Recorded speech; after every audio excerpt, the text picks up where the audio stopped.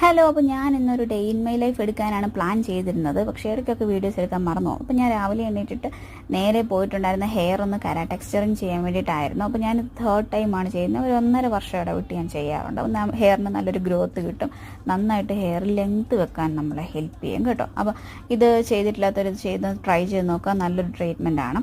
അപ്പോൾ നമ്മൾ മുടി കൊഴിച്ചിലുണ്ടാവത്തില്ല, നല്ല മുടി കൊഴിച്ചിലുണ്ടാവും. നമ്മളപ്പോൾ അതനുസരിച്ചുള്ള ട്രീറ്റ്മെൻറ്റുകൾ ചെയ്യണം. അത് കഴിഞ്ഞ് എനിക്ക് റിലേറ്റീവിൻ്റെ വീട്ടിൽ പോകണമായിരുന്നു. അപ്പോൾ ഞാനും അച്ഛനും അമ്മയും ശിവായും കൂടെയാണ് പോയത്.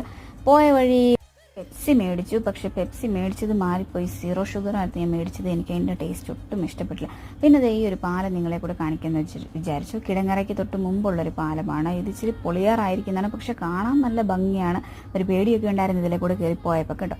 അപ്പോൾ മെയിനായിട്ട് ഞാൻ ഇന്ന് ലീവ് എടുത്തതെന്ന് വെച്ചാൽ ഹെയർ ഒന്ന് സെറ്റ് ചെയ്യാൻ വേണ്ടിയിട്ടായിരുന്നു. അപ്പോൾ ഒന്ന് ചെയ്ത് നോക്കുക. ഹെയർ ട്രീറ്റ്മെൻറ്റ് ഒക്കെ ചെയ്യാൻ താല്പര്യമുള്ള ഇതൊന്ന് ട്രൈ ചെയ്ത് നോക്കുക. നല്ലൊരു ഹെയർ ഗ്രോത്ത് കിട്ടും. അപ്പോൾ നമുക്ക് നെക്സ്റ്റ് ഒരു വീഡിയോ ആയിട്ട് കാണാം. ടാറ്റാ.